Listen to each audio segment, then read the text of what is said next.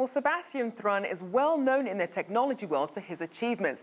He led the development of the robotic vehicle Stanley, which now sits in the Smithsonian's National Museum of American History right here in Washington. Mark met with Thrun and began by asking him why he decided to go all in on online education. I love moonshots. I think I'm really excited about building something that makes the world a better place and influencing as many people as possible. And at some point when I built this very advanced technology like self-driving cars, it dawned to me that we can build one self-driving car system at Google. But if we teach everybody in the world to do the same thing, we're going to see faster progress in the world than if it's just me doing it on my own. So we decided to build an education company called Udacity that's actually very active in China, where we teach students contemporary tech skills so they can be the next Sebastian Thrun. And you first started out, and you still do offer free courses, and then you changed your model to the nano degree. Why the change in the financial model? Was offering something for free just no business model that can bring in money? That's correct. So we offer, to the present day, almost all our content free of charge because our mission is really to democratize education. We want to reach everybody. We also have many, many thousand scholarships where students practically study for free. And in the United States, we even have a money-back guarantee. If you can't find a job, you get your tuition back. And we hope to extend this to China. But the reason why we charge this and invented the nano degree is the nano degree is a credential that companies accept now more and more for a work kind of credential. If you have a nano degree, then in Silicon Valley, you very likely will find a job. You're offering a special degree in programming self-driving cars. So we built with key companies, including Didi in China or Mercedes and many others, a curriculum that should get people onto the level of a top world-class self-driving car engineer. To my knowledge, we're the only ones teaching self-driving cars as a real program. And we certainly have more students learning self-driving car engineering at Udacity than all other institutions and universities combined. And our students are writing the code, and we are testing their code on the real car. What is your best guess on the timetable for self-driving cars hitting the market?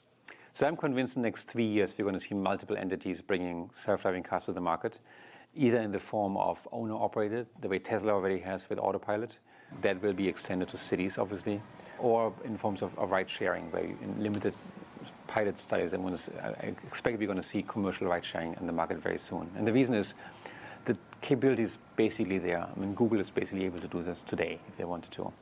It's not a question of technology anymore, it's really a question of business. And as this unfolds, I can see that it's going to take over city after city because in the end of the day, a self-driving car is so much cheaper than a human-driven car. What do you think technically is the biggest challenge to overcome to get to that level where it's level 5 and you can sleep in the car? The technical challenge has always been this extremely rare event, like the cow that runs over the highway or the tire that's blown as you're driving.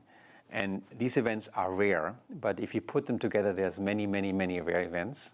So you really have to work your way down the list of things that are very unlikely but still can harm people. And while I ran the Google team, we managed to get to a level of proficiency where we could drive about 500,000 kilometers before such a rare event would trip us off. And we are basically exceeding human performance, but at the same time, there were still very occasional moments when the car would do something we didn't like. The key magic weapon in making self-driving cars work is actually learning. And the most important change in technology in this decade is going to be machine learning, which is rather than telling a computer line by line meticulously what exactly to do, we train computers now. For a car, this means we're going to take the car out for a spin. We have a look at 100,000 traffic signs and then label those traffic signs. This is a stop sign and this is not a stop sign.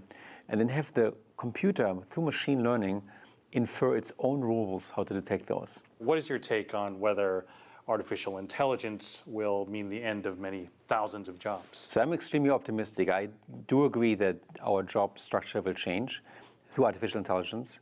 And it'll change in the following way. In the United States, about 75% of the people that work in offices. And most of them do extremely repetitive work, even highly paid repetitive work like doctors and lawyers. We've now seen an example where deep learning and machine learning, the type of stuff we teach at Udacity, is able to make people 5 to 10 times as efficient in those tasks. Like, for example, there's no results where computers find skin cancer better or more accurately than human dermatologists. There's examples where robot lawyers, artificial intelligence lawyers, draft legal documents much more efficient in collaboration with a person than a person could do on their own. As we make people more efficient, we need fewer people doing repetitive office work. But what this really means is we're going to transform to a better society. We're going to be able to be more creative. We don't have to do as much mindless, repetitive work. We can focus much more on creative and wonderful work. Now, how does Udacity enter this? To get us to be more creative and more productive, we need better education. It's not okay to have one education during a lifetime. We need lifelong education.